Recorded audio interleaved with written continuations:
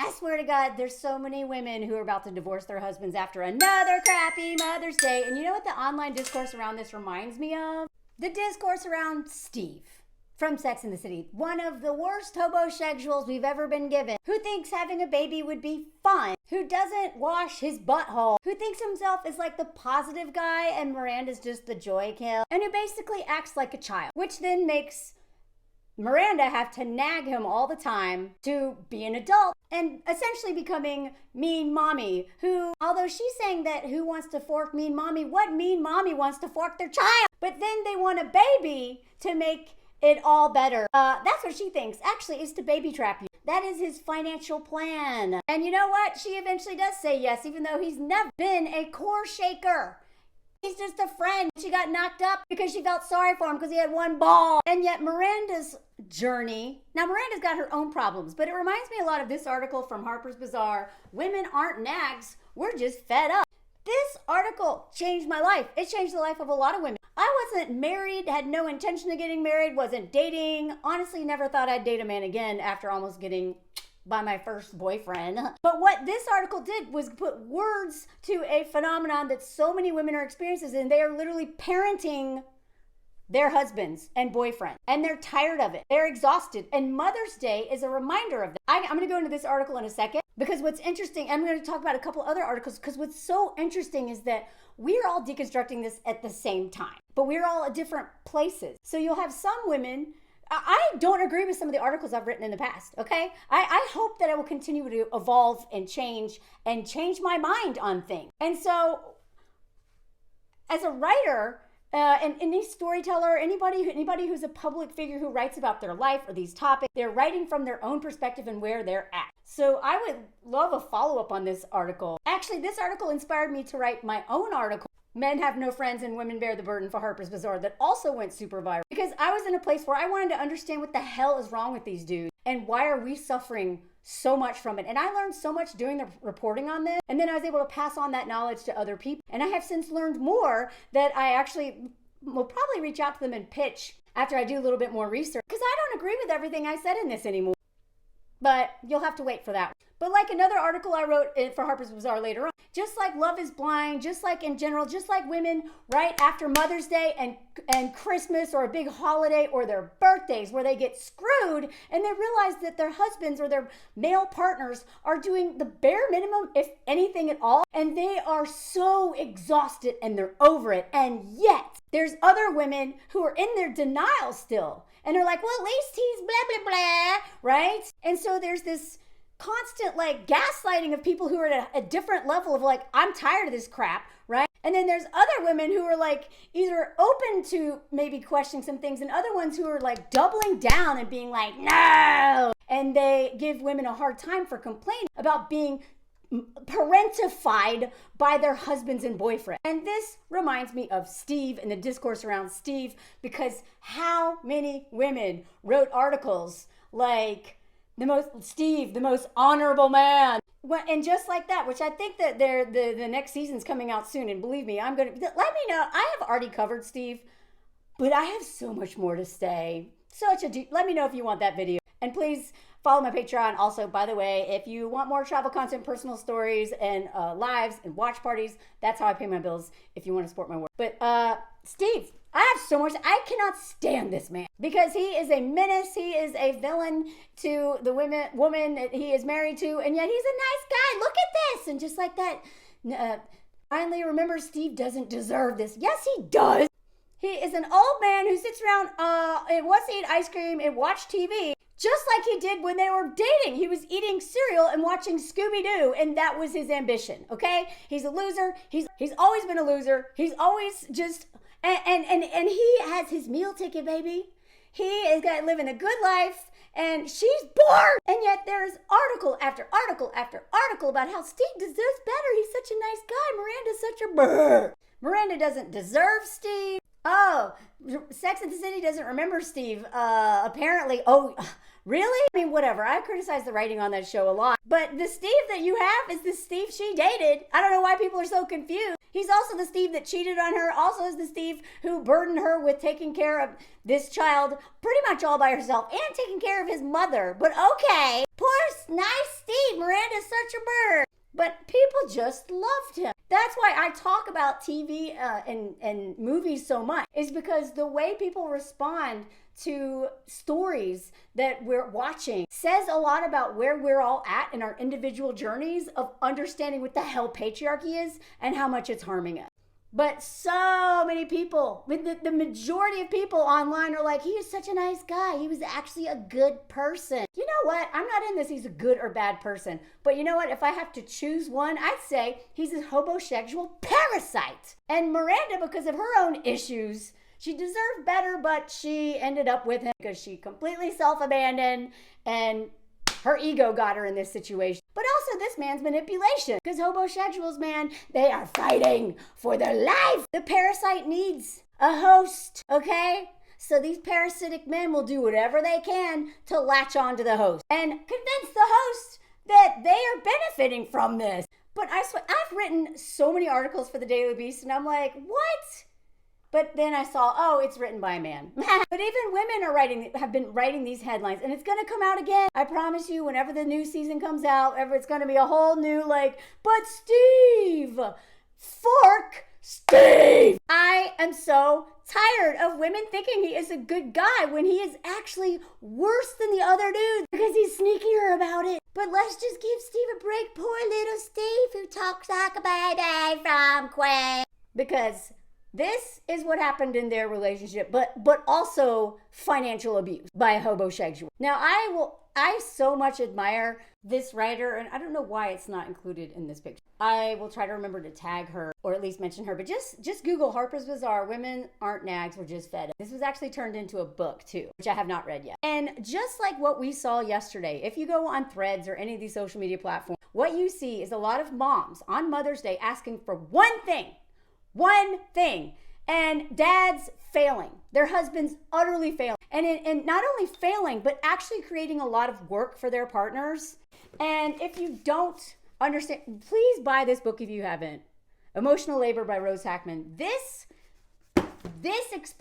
goes into much greater detail what this article is talking about, how women are burdened with the emotional labor, the cognitive labor, all of this stuff. And then on top of it's just suffering from men's either weaponized incompetence or their ego and their defensiveness, refusing to admit they are exploiting their wives by just not caring enough to question these things or take constructive feedback. In addition to that, women are then burdened with the emotional labor of trying to break the news gently to their partners that they are exploiting them, right?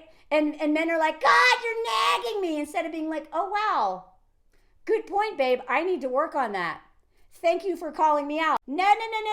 They call them nag. They get defensive. They go into their shame spiral and are like, God, no, nothing is ever good enough for you. A lot of women have used this book, Fair Play.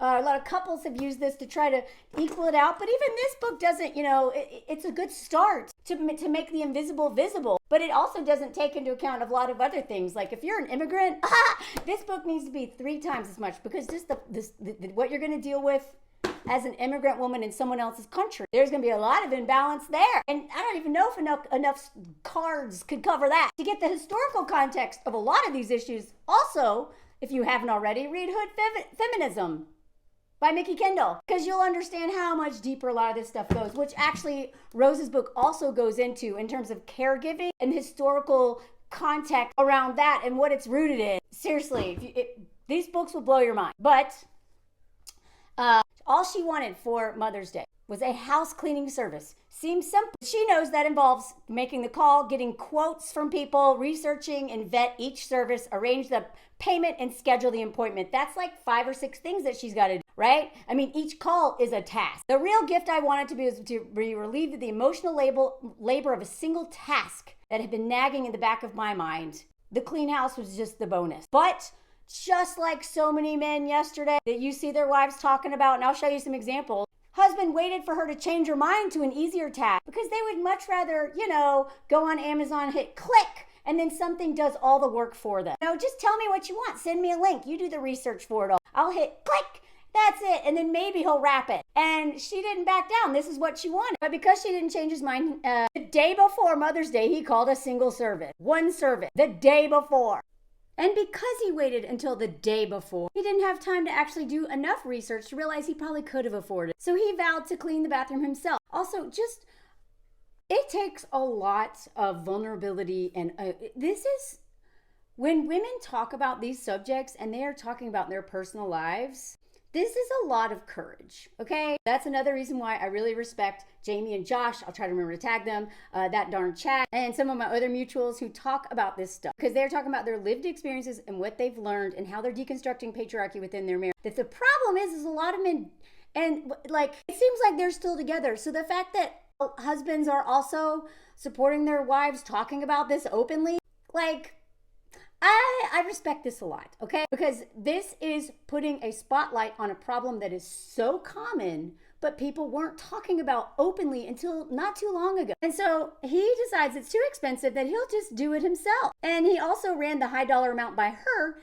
because she also runs the budget, which in and of itself is a huge task. So of course he's going to run it by her. But what she really wanted him to do, even though he incredulously asked if she still wanted him to book, what she wanted him to do was the hard work of finding the cleaner that she did not have as much time to do because her freelance writing career was going off. She was exhausted, and she knew because of having to do this stuff for so long and how long women have been doing this kind of labor for so long, that she knows it's going to involve a lot of tasks to do one task, which is hiring somebody to do the task. That is a lot of work, which is why she asked him for Mother's Day, for that and that alone. But in his mind, because of men's conditioning that they know more, that they are the problem solvers of the world, that they are more intelligent than the women in their lives, even if they love the shit out of them, they seem to think they know more about things they know nothing about because of their own entitlements and their own social conditioning that they have got to unlearn. So in his mind, he's doing the thing that she wanted most, giving him the sparkling bathrooms. But here's how it really played out. Look at this. And like she says, she's quoting the gendered assumption that men are the problem solvers and that women are too emotional, but who is really solving the bulk of the world's problems at home and in the office and just in the world in general when given any access to decision-making spaces. In the household, as the household manager for my husband and three kids, holy crap, I didn't realize it was that many. I'm fairly certain I know the answer. I was gifted a necklace for Mother's Day while my husband stole away to deep clean the bathroom, leaving me to care for our children as the rest of the house fell into total disarray. And this right here, this one example of one gift on Mother's Day is why women are leaving these men. Unless men acknowledge all the reasons why she is fed up, women are leaving. This is so much because men do not, even though they only value it if you stop doing it. They only value you cleaning if you stop doing it. They only value you parenting if you decide I'm not doing it. And then they don't want to take care of the kids. So he's not thinking, oh, it's asking her to watch 3 children while I deep clean the bathroom. That's not work. He probably loved deep cleaning that bathroom because he doesn't have to parent those children, babysit them, feed them, attend to all of their needs, which is exhausting. Y'all, I used to be a nanny. I can't believe I get paid money to do that. I can't believe people do that for free all the time. I know it's their kid, but men are like, I don't want to do that. I'll just go deep clean for a present for her. Save us money. So in his mind, he's doing the thing she wanted the most, given the clean bathroom, which is why he was frustrated when I ungratefully passed by, not looking at his handiwork, and I put away his shoes, shirt, and socks that he had left on the floor. Y'all, I have heard this story from so many women. I remember one of my friends in LA was dating this guy. I liked him. I thought he's a cool guy. But when she started telling me stories like this, she was like, I can't believe it. He just literally leaves this box. He left a box in the middle of the room for days. And I refused to pick up the box. So I'm stepping over the box. And he just like this, y'all. That I had no idea. This is why so some of the people who write about Steve, okay, men are writing about Steve, of course. And then, some of the women who are writing about Steve don't date men. So of course they love Steve. They don't know what it's like to live with a Steve. And then the other women who are defending Steve are the women married to Steves themselves. Okay? Either it's lack of experience with a Steve or being married to a Steve and not wanting to leave that man has them out here writing articles defending Steve when really they're defending their own marriage. I stumbled over the box of gift wrap that he had pulled off a high shelf 2 days earlier and left in the center of our closet. So to wrap the necklace that he gave her. In order to put it back, I had to get a kitchen chair and drag it into our closet so I could reach the shelf where it belonged. So again, that men are just constantly burdening women with more and more and more and more work. And then they're like, what's your problem? When she's doing all this while he's doing her a favor, giving her gift that he literally created more work for her to give her because he didn't do what she asked him to do. All you have to do is ask me to put it back, he said, watching me struggle. It was obvious the box was in the way, that it needed to be put back. It would have been easy for him to just reach up and put it away because he's taller, but instead he had stepped around it, willfully ignoring it for 2 days. It was up to me to tell him that he should put away something that he got out in the first place. And this is why women are divorcing men, okay? It is not the box. It is not the bathroom cleaning. It is about this constant disregard for the exploitation of labor, for putting more labor onto a woman and just assuming she's going to do it. It's the entitlement, and all men have it. If under patriarchy, they are all taught this. They have, just like all women are on the pick-me spectrum, to survive patriarchy, all men are on the entitled, individualistic main character syndrome spectrum. And if they are not willing to unlearn this way of I'm the king of the castle, even though she is paying for the mortgage, then y'all are all going to get divorced. Because the more women talk, the more we see ourselves in other women's stories, and the more we're like, yeah, this sucks. And then the more we see women showing examples of what their husbands are doing, and what we see, like, there's another way, we're like, what? Because in our minds, well, at least, I'm not hostage like grandma. Grandma was like literal hostage. Grandpa wouldn't let her have a divorce. They hated each other. At least I love my husband. At least he's not beating me. At least he blah, blah, fill in the blank. And so, Steve is a great guy compared to what? Big? Okay. That's the point I don't want to have to ask. And this is women's point. The crying, the snapping at him, it all required damage control, which again is what Rose talks about a lot in her book. I had to tell him how much I appreciated the bathroom cleaning, but perhaps he could do it another time, like when our kids went bed. So this is what Rose talks about, is the emotional labor of having to be like, when do I talk about this? How do I talk about it? My tone, the timing. How do I manage his shame? Because we are shame managers. We're not just household managers. We are men's shame managers. Because if we do it the wrong way and they go into that shame spiral, good luck. Now we are somehow the monsters, and they are just going to give up and not do anything because they're just so ashamed. Fork your shame, bro. Delegating work to other people, like telling them something he should instinctively know how to do, is exhausting. I tried to tell him that I noticed that box at least 20 times over the past 2 days. He had noticed it only when I was heaving it onto the top shelf instead of asking for help. The whole explanation took a lot of restraint. This is why women are dying of autoimmune diseases, are exhausted, years are being taken off of our lives, is because the restraint it takes to not send men into their shame spiral. Even the good ones, even the feminist ones who love you and all that stuff, still have to tiptoe around this freaking shame. Ooh. I don't know what it's like to be on the receiving end of white womanness, but this is what we do when we get called out for racism, is the doubling down, the defensiveness, the shame spiral, so that no one can get through to us because we're just like, but I'm not that bad. I'm not a bad person. This is what men do. So if you want to understand what it's like to deal with us, if you're a white woman watching this, look for how we have to deal with men and all of the emotional labor, which he talks about in here. It's so much work to deliver hard truths and call someone out, but you're doing it because, hey, you know you deserve better, but B, you appreciate them enough to give them the truth. And doing all this work to try to deliver it in a way that's not too harsh. And yet a lot of men, they don't care. They're just like, no, stop it. You're never good enough, huh? Walking the fine line to keep the peace and not upset your partner is something women are taught to accept as their duty from an early age. Walking the line to keep the peace. A lot of women are so tired of keeping the peace, they'd rather be divorced than do all this emotional labor to deliver the truth to men. My husband is a good man and a good feminist ally. I could tell as I walked him through it that he was trying to grasp what I was getting at, but he didn't. He said he tried to do more cleaning around the house to help me out.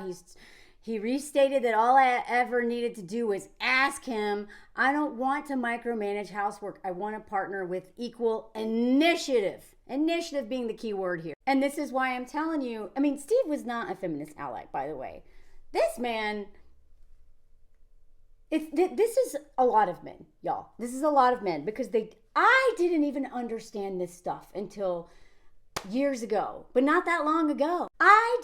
And honestly, as somebody who has kind of lived more like a man, but had to experience the world as a woman, like I got in this weird place, I can actually relate to men a lot, right? Because I was the always single, adventure, youngest daughter, going out doing whatever I want, showing up at Thanksgiving, having cooked nothing, planned nothing, just show up and eat. I actually have experienced, being just not have to do all this stuff because I didn't date, I wasn't married, I didn't have children, I wasn't messing with men at all other than being their coworkers and friends. And so what I realized through understanding what women are doing for men is I also see that women do this for everybody, right? And so if I can acknowledge that I haven't done enough to contribute to some of the women in my life who are planning things and cooking and just doing a lot of work, or at least appreciate what they're doing, if I can do my own work of understanding this and then amending my behavior so I don't unconsciously or accidentally or even subconsciously burden women in my life with more work, right? So when there is, a birthday of a niece or something, it's like, okay, how can I not create a lot of work for my sister or my sister-in-law, right? Like, how do we get presents and like do things without like making her do a bunch of stuff, but also like not mess things up by taking too much initiative when she knows the kids what they need more than I do. You know what I mean? So that initiative is a key part. And a lot of men, because patriarchy and it just benefits them so much with all of this free labor, why would they take initiative? Why? And this is why if a man is not willing to take change and deconstruct this stuff, probably doesn't love you. Because they all come with this entitlement, some level of this entitlement and social conditioning. But if he actually loves you and loves himself, he will do this work to unpack this. And this is hard work and it takes a long time. And it's never ending, honestly, just like anti-racism work or deconstructing any of this stuff, right? You never arrive. There's no finish line. But you can start changing your behavior as you go along, the more you learn. And men who are married to women who refuse.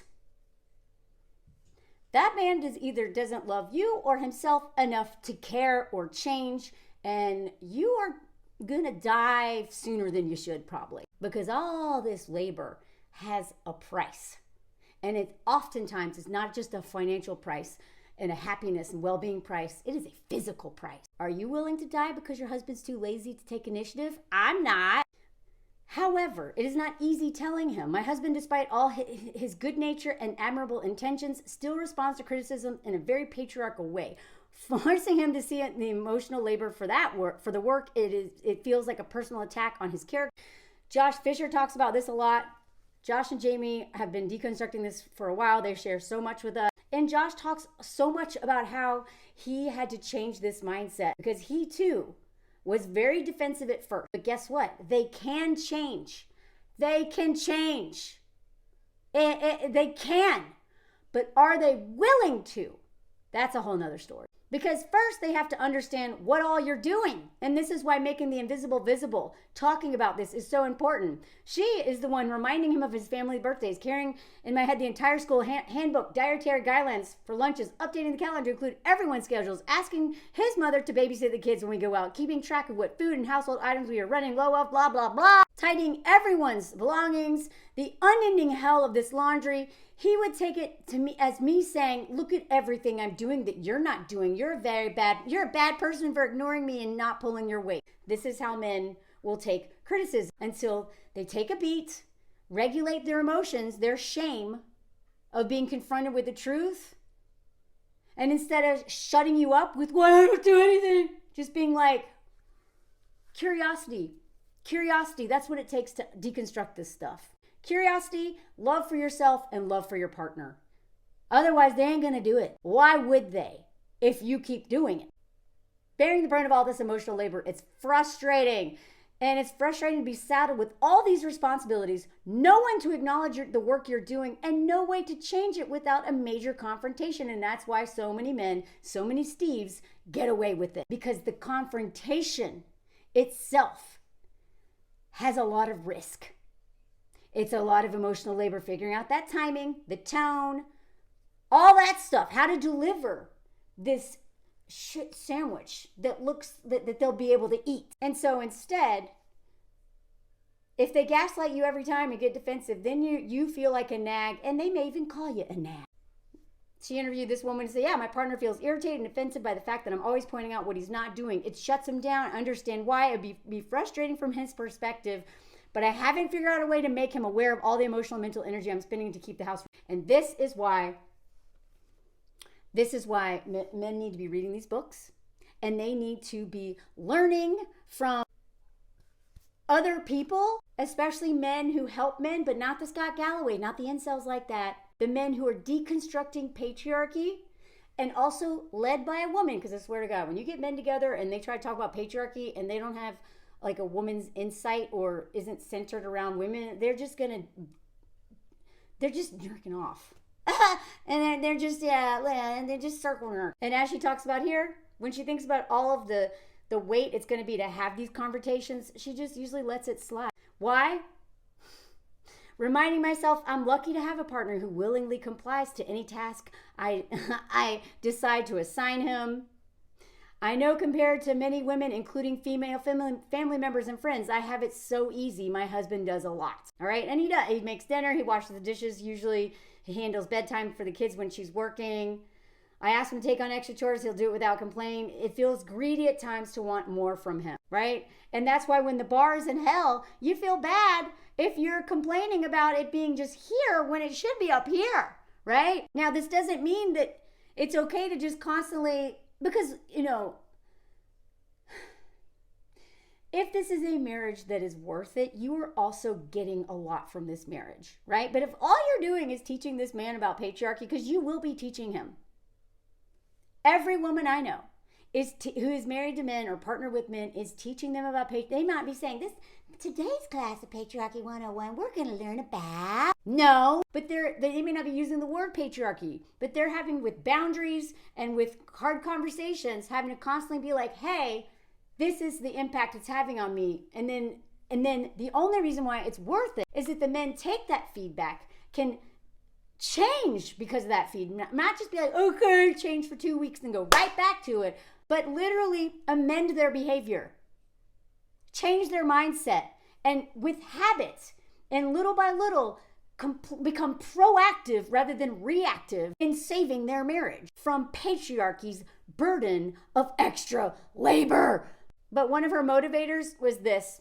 She started noticing that her children were already following the same pattern because they're watching mom and dad. When I brush my daughter's hair and elaborately braid it around the side of her scalp, I am doing that thing that is expected of me. When my husband brushes it, and he needs his efforts noticed and congratulated by saying aloud in front of both me and her that it took him a whole 15 minutes.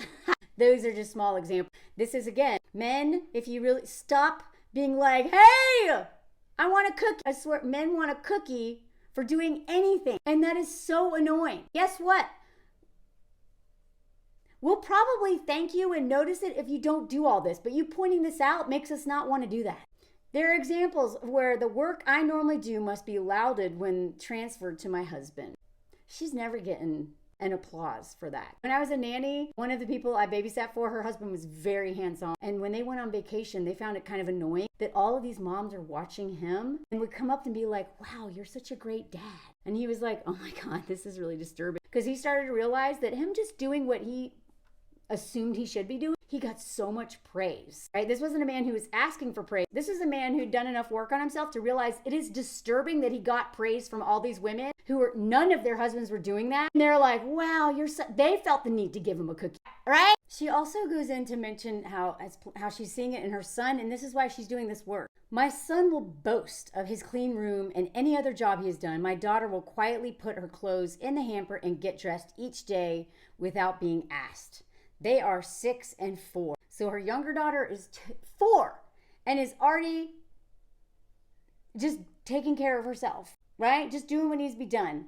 The son is like, I want a cookie. Why? Because dad demands a cookie. Acknowledgement, praise for what? Taking care of himself, doing his responsibilities he signed up for, right? They are already following in our footsteps. We are leading them towards the same imbalance. Seriously.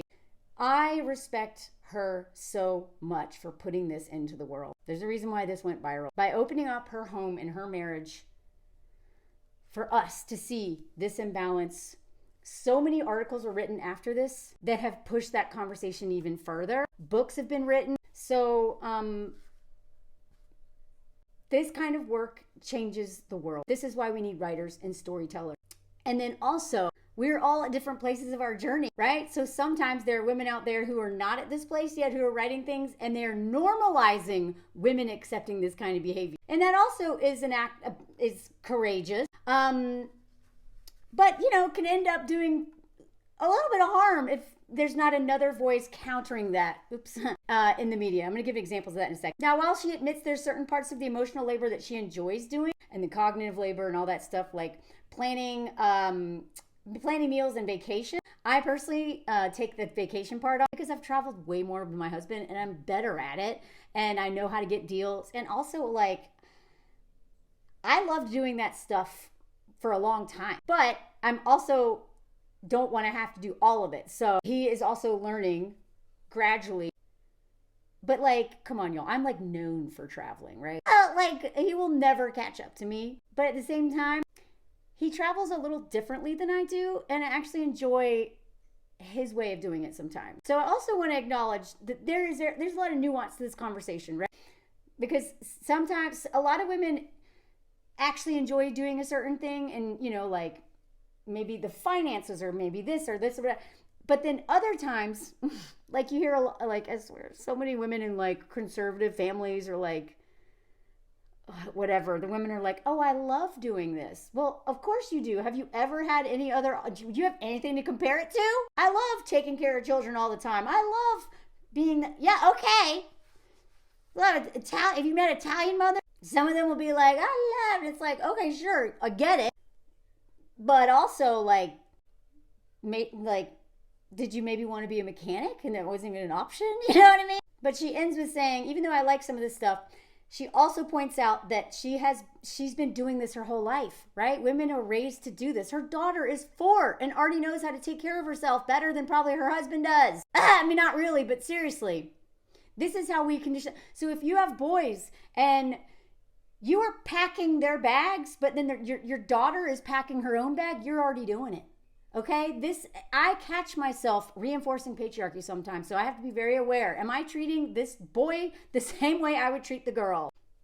And if I'm not, I'm part of the problem. And if you really want to understand how far these have gone, I think about some of the articles that dads still get extra leisure time. Moms are still subsidizing it. This is why I've done so many videos on men's hobbies, marathon runners, whatever. So I haven't written anything about this, but I've been talking about it online on my platforms for 2 years now, is that the hobbies and the leisure, the time, and how that's even financially abusive sometimes. This article right here haunts me, totally haunts me. What good dads get away with. I doubt Steve is even a good dad, but dads who are like, he's a nice guy, and you know, whatever. This, I challenge you to read this if you haven't already. The way these men admit that they know they're not doing as much and that they just don't want to. The same way my dad literally told me that he pretends to not know how to make the bed so that he doesn't have to, even though he was in the Navy and knew how to make beds so well that he had to bounce a quarter off of it or get in trouble, okay? The man knew how to make beds better than any woman in his life, but he pretended to not know how. That's why weaponized incompetence, this is why the women are really understanding how manipulative men are. They may not think, I'm going to pretend not to do this, that she does. They may not consciously think that. That doesn't mean they don't know it. They know it in their bones. They know it from watching decades of it play out. Their dad doing it. They know. Now this brings me back to, so like there's other writers who are kind of like in the middle of figuring this out. Like she's a great writer and I like a lot of her work. But I covered this article a while ago, and she was basically saying that, you know, fair play is like, yeah, we tried it. It doesn't work. And my point was like, yeah, it's only going to work if your husband cares. I'll try to remember to link that video. Remind me in the comments if I don't. And why I looked into that today is because this came up on my feed today. Take a wife, please. Why married people are happier. And I was like, Olga, hold on. Is that the woman who wrote the tradwife thing? Mm-hmm. And the tradwife thing was basically like, how if you're with men, you're eventually going to somehow end up doing all this crap because there's no way around it. And I don't believe that. And not from my lived experiences and not from the experiences of a lot of my friends. But the problem is that a man who doesn't want to change will not. And so then women have to keep trying to justify how this is just the way it is, which is what a lot of women were doing online yesterday for Mother's Day. While a lot of other women are like, fork this. I can't believe it's this bad. Now I have an example, just like that Mother's Day cleaning thing, of this man doesn't care. And this whole article goes into how married people are happy. And she cites this study that it admittedly was not peer reviewed. And then is like, it's consistently married people are happy. But you know, a lot of women are happy because they're grateful that they have somebody versus nobody, because we know there's still, like, we're still conditioned to think that somebody, any man, is better than no man. And especially if he's nice and not like grandpa or even dad. And then I saw this. To be honest, because after 13 years of cohabitation, I'm currently trying to get married and it's not making me, okay. So then I was like, oh, all her writing makes sense now. 13 years living with this man. And then she goes into the marriage and kind of like, what's the point? And I get it. We had the most amazing wedding. It was very meaningful. We didn't have much money. We had to do it quickly because of COVID and a bunch of extenuating circumstances. But it was so awesome. And we also did it with $1,000. But part of that is because France provided a free place to get married and all kinds of stuff that in the US would already cost way more. And also there's not crazy wedding culture here. But apparently the average wedding now costs 30 grand. Like what? But she's not going to get the nice wedding and is only doing a prenup because of a physical therapist told her story about how she was bankrupted by a divorce. That scared her enough to get a prenup. And then she goes on.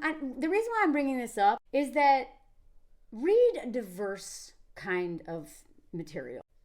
Watch a diverse, because I swear to God, if you were just watching women who are just, like a lot of mom content can seem like very empowering and helpful. And then basically it's sending you to the alt-right trad pipeline without even realizing. And this woman who, is a great writer and I appreciate a lot of her stuff, but she's talking about like basically trying to justify her own beliefs in this article. And, she's like, well, I want the benefits of marriage. I don't want to deal with the wedding. I just want the benefits of marriage. And then goes into comparing it to Germany. You cannot compare the two. You cannot compare the United States and Germany or France or a bunch of other countries because wedding culture is not the same. Okay? The culture itself. They are not obsessed. I know so many couples here who are packs who will never get married. They have children. Because why? They don't care about the wedding. They don't care about, they already, in the United States, you don't have all these benefits. You don't have the benefits of universal health care and a bunch of other things. So here, there's not that pressure to get married because you have a lot of things that you would only get by being married, right? Unless you were an immigrant And then you have a whole different set of questions to ask yourself. And then she even interviewed someone's like, I've been waiting for Americans to have long-term cohabiting relationships like Europeans do for decades, and it hasn't happened yet. I'll tell you why. Social security benefits, the safety nets. And a culture that is not quite as individualistic and hyper-capitalistic and image obsessed, because everything is about selling something. Like the Bridezilla stuff is nothing. I'm making sweeping arguments right now. But it's just different, y'all. The advertising, the consumerism in the United States is a level that I have not seen anywhere else that I've ever been. Doesn't mean it's nowhere else, but I have never seen that level of consumerism anywhere I've ever lived or traveled. Can't compare the two. And then she says this right here, and this is so telling. For me, getting married is more optical than emotional. I'm tired of being a woman pushing 40 who has a boyfriend. People keep asking me if I'm against marriage, and I have to sheepishly reply that it's more than I'm against spending thousands of dollars on a piece of paper. I wonder how much is coming from her versus her partner. You know, I fully support women who are in no rush to get married. I think we should stop being so quick to get married. But a lot of times women are like not interested in getting married because their partners are not interested. Dax and Kristen, all those men who are like, I'm not going to get married till gay people can get married because you know what? It's not fair. And then as soon as the law was changed, like Kristen Bell, she's like, hey, how about now? You know what I mean? And then there's all these other articles like, it's okay if you don't have baby fever. Or basically this whole, let me know if you want this article, because this is a whole nother one. It's like, kind of like the approach to marriage. It's like, well, I don't ever really want to, you know, like it's normal to not have baby fever to have a baby. Now she has a baby. So it's just fascinating to see, because I know, and I will admit this, that a lot of times I would write about things because I wanted to know more about it, right? I was curious about it. And I oftentimes end up changing my mind in my research, learning more about it, understanding myself more, whatever. So I would say like a lot of journalists and storytellers and writers or whatever are covering stories they're personally interested in, invested in for some reason. But be careful when you're reading articles and are like, what, that are like justifying something that seems not great. Because the way she talks about her husband and this, and it's just like, yeah, this is the way it is. I'm like, maybe for you. And just the other day, or a month ago, comes out with, why am I so tired? So it's interesting watching women go in real time, learn these lessons of like, Jesus, this is ridiculous. And this whole thing is about, I'm never truly relaxing. She lists all these statistics that 73% of all the cognitive household labor and 64% of all the physical labor in a house is done by women, not men.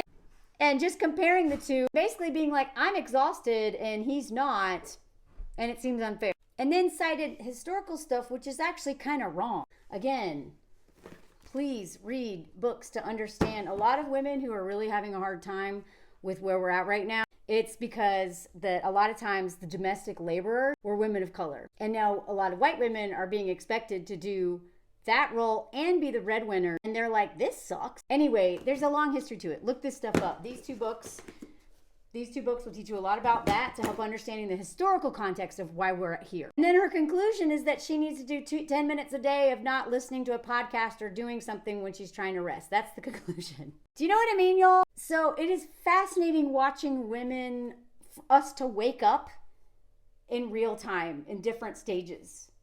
Collectively, individually, like this woman's story was heartbreaking. Just like in the article, all she wanted was for the main floor to be clean. The husband did nothing. I sit and watch these people, her husband and kids, sit and relax on their phones, watch TV, and totally ignored what I asked them to do. And instead, they got her an edible arrangement and ate most of it. Pause if you want to read this whole story. It is so sad. The man could not even be bothered to cook her anything. He cooks for himself. And the kids, if she won't cook. He wanted her to eat the leftover spaghetti that she'd made while she was fasting a couple days ago. That's what he thought she deserved on Mother's Day. When I say I hold everything down in my house, I mean it. They wouldn't go on extravagant trips. They wouldn't be on expensive travel teams for sports, taking up all my weekends, going all over the states. They wouldn't have groceries, home cooked meals, fresh clothes, expensive devices, cute hairstyles without me. Now an underappreciated, never honored mom is ready to return the energy. I'm going on strike. Am I tripping or are they tripping? And then her responding, she can't remember the last time that she received anything for her birthday. And if anything, it's coming out of my bank account. I was like, oh, she's got a Steve. The worst kind. It's one thing if these men are actually bringing in money, but the Steves out there are doing this. And a lot of women were like, go on strike, but you need to have a conversation. Honestly, this husband is beyond, he hates her. This is beyond repair in my mind. Like, at least in the NAG article, like, he was trying, but he was just like, needs more education and needs to deal more and be more proactive. This man doesn't get her presents, doesn't care. Today hurt my feelings, I think, because I hadn't eaten in days. I wasn't in the headspace to shrug it off like I usually do. When someone suggests that she hire a cleaning company, I've paid all the bills for almost 2 years. I would be paying for the cleaning. And there we go. That's a Steve. There are men acting out there just like that article, but worse, because they seem to hate their wife and they're not even working. And this is why Steve is so awful. Paying bills and doing all the work and underappreciated, ma'am, you can't even divorce him because you paid the bum alimony. This is why Steves are more dangerous than the men who make a lot of money. Because if you get rid of them, you have to pay.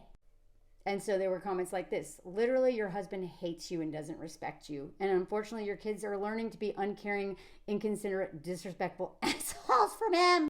So I appreciated this being like, moms are posting today how their husbands use weaponized incompetence and didn't do a damn thing to honor her and the mothers of their children. To those ladies, when your comment section are filled with divorce him in all caps, take a moment and pause. Do not attack those commenters. Do not argue those comments. Pause and reflect. There is the strongest chance that he doesn't actually like you and your phone people are genuinely trying to help. Let me know if you want this video, because this brings me to the last thing I want to say on this. Men in their prime between 25 and 54 are not working. There are a lot of men who could work, able-bodied men who could work, who have degrees, who have all this stuff, and it is not because they can't or they can't find a job. They don't want to, and they're not. And they're either married to women or they're living with their moms or their sisters or somebody. They find a host. These parasites find hosts, and it's almost always a woman. Please do not, just be careful, because this woman on TikTok I just saw today and now I follow, made a great video talking about why these men are so dangerous. And she works with, she understands this a lot. This video's, let me know if y'all want this video. I can continue this conversation, but this video is already long enough.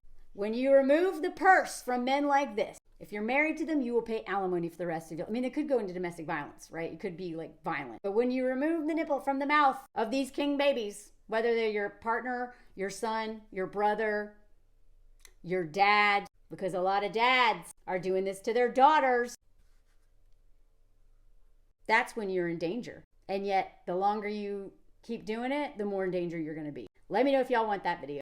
And Fork Steve, these are the biggest threat to women right now, if you ask me. The hobosexual nice guy who will turn you into a bitter, bitter woman at best, financially abuse you and leave you broke, baby trap you and exhaust you and derail your career and your sexless life, and also unalive you slowly through sickness, or just outright die because they've turned violent. I don't think Steve's probably a violent dude, but the nice versions of Steve are, they'll kill you slowly. Anyway, let me know what you think, y'all. Like, comment, share. Please follow my Patreon if you like my work and want to see personal stories, travel, watch parties, lives, all that stuff. Going back to the US this summer, and I'll be doing a lot on Patreon there because I won't have the time to make a lot of this content for a month. So anyway, if you can afford it, even if you can't, there's a free tier. And let me know if you heard the comment song. Also, subscribe, hit the notification buttons, all the things. And thank you so much for being here. Watch out for the nice king baby, hobosexual who baby trapped you. Steves, you suck and you don't shake anyone's cause. You don't even want to marry her. You just want a big old paycheck, but somehow you're the most marriageable guy. But no, you suck. You got one ball. She forked you 'cause she felt sorry for you. She even helped you get a new ball. And you know what? She said you need a medium 'cause she felt bad for you. And you wouldn't even be alive without this bitch helping you. And you wouldn't even have a bar 'cause you have no ambition until you break up. And you know what? This bitch, your best friend, will convince you to stay with the bum on your couch who's forking someone else and not even looking for apartments. And then he uses, I'm so sad. I'll help you look, Steve. I'll help you look. No, that isn't so bad. See, look at this weaponizing little boy energy. Fork you and your puppy too. Poor puppy. Get out of my house. Get out of my house. You and your goddamn dog you made me get 'cause you don't even take care of, but you want a baby to watch Sesame Street with. She'll be up all night, and guess what? Steve won't do shit at all. He shits in his underwear and doesn't wash them. Why are you washing his clothes now? He snores too. Oh my God, he doesn't even go to the doctor because he's afraid of them. I'm so afraid. Why don't you cheer me on in my basketball? Oh, look, you love me, mommy. Yeah, yeah. God, you suck, Steve. God, you suck, Steve. You turned her into a domesticated person. You pressured her to move in, and she didn't want to lose you, so she said, okay. Now she's like, what the hell? What the hell? You know what? You came over and there every night, so you're taking up the whole bed, and then you shame her being like, oh, what? You want to lie in the bed, you greedy bitch. Stuff everywhere, you don't clean anything, including your butt, but you're like, hey, let me move in. Fork you, Steve, fork you. God, you talked her into doing this. You leave your stuff everywhere. Oh, God, maybe you're suffocating her, and then you call her the man in the relationship when you're a big old baby. I love you, Miranda. I love you, Miranda. Let me move in, even though she doesn't even care. This is her future. This is her future. Now she's stuck with the man who can't even buy a suit. And then you like dump her on her big important thing because you can't find a suit because you're so punishing her for having money because you're a hobo who makes her fork you when you come home at 2 a.m. and then you hold her hostage in bed exhausted. God, she tried so hard. You suck. You suck, suck, suck, suck, suck, suck. And then she can't even go to spinning class because you want to fork after work. God, I hate you. I hate you, Steve. So yeah, when you're old, you want to watch TV and eat ice cream. Fuck that. She deserves better. Watch out for Steve. He'll ruin your life.